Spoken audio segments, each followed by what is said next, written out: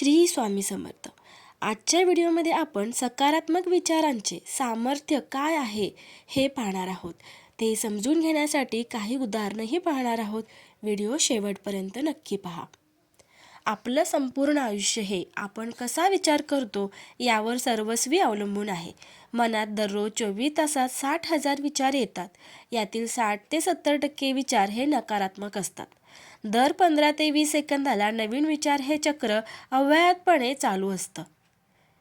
ज्यावेळेस आपण नकारात्मक विचार करतो त्यावेळेस विश्वात जेवढी नकारात्मक तरंग आहेत त्याच्याशी आपण जोडले जाऊन नकारात्मक विचारांची गर्दी आपल्याभोवती उरते व उदासी, भय यातून नैराश्याकडे वाटचाल सुरू होते.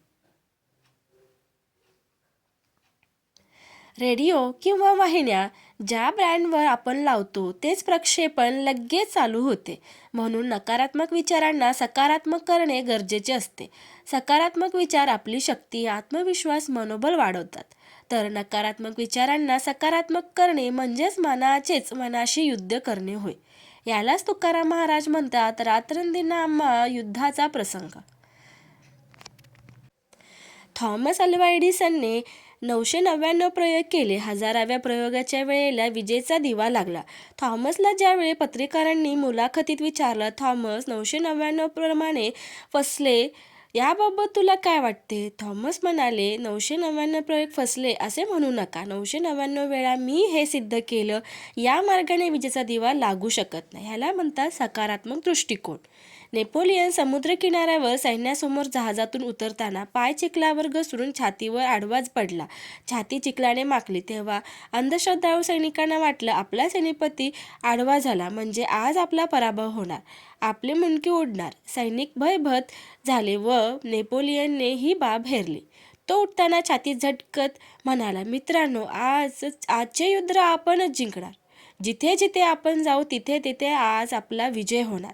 कारण आल्या आल्या या भूमीने मला आलिंगन दिले आहे.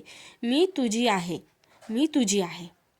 मित्रांनो, सैनिकांचे मनोबल वाढले व सगळीकडे मोठी विजयश्री त्यांनी खेचून आणली. हे घडलं ते सकारात्मक दृष्टिकोनामुळे. टेबलावर एक ग्लास पाण्याने अर्धा भरला आहे. जर असा विचार केला की अर्धा भरला आहे त्यामुळे मन समाधानी होतं, पण तो अर्धा रिकामा आहे म्हटलं की नैराश्य, व्याकुळता आणि हताशपणा येतं. सकारात्मक दृष्टिकोन मनाला प्रसन्न करून अतिरिक्त ऊर्जा प्रदान करतो. त्यामुळे कर्माला गती प्राप्त होते आणि आत्मविश्वास वाढतो. नकारात्मक विचार मनाला व शरीराला दुर्बल करतो. परिणामी कर्माची गती मंदावते, चुका होतात, हानी होते व यातूनच औदासीन्य म्हणजेच डिप्रेशन येते.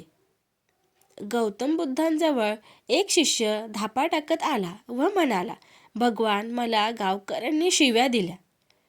बुद्ध म्हणाले, बरं झालं त्यांनी तुला मारलं नाही. तो म्हणाला, भगवान, नंतर त्यांनी मला मारलं सुद्धा.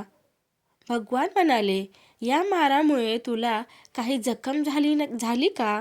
शिष्य म्हणाला, भगवान, माझं डोकं फुटलं आहे. गौतम बुद्ध म्हणाले, बरं झालं तुझा मृत्यू झाला नाही. हे ऐकून शिष्य शांतपणे बुद्धांच्या चरणाजवळ शांत बसला.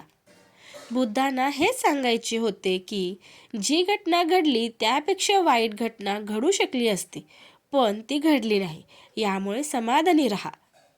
मी अस्वस्थ आहे पण लोक माझ्यापेक्षा जास्त अस्वस्थ आहेत असा विचार मनाची तात्कालिक अस्वस्थता बऱ्याच प्रमाणात नियंत्रित करतो.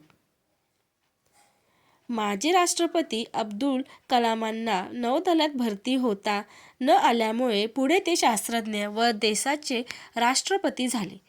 काही वेळा अपयश हे महान यशाचे पण सूचक असते. म्हणून सकारात्मक विचार करा व आनंदी राहा.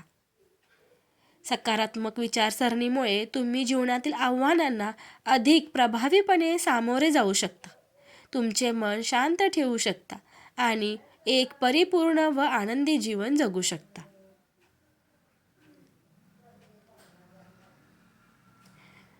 व्हिडिओ आवडल्यास व्हिडिओला लाईक, शेअर आणि सबस्क्राईब करायला विसरू नका. धन्यवाद.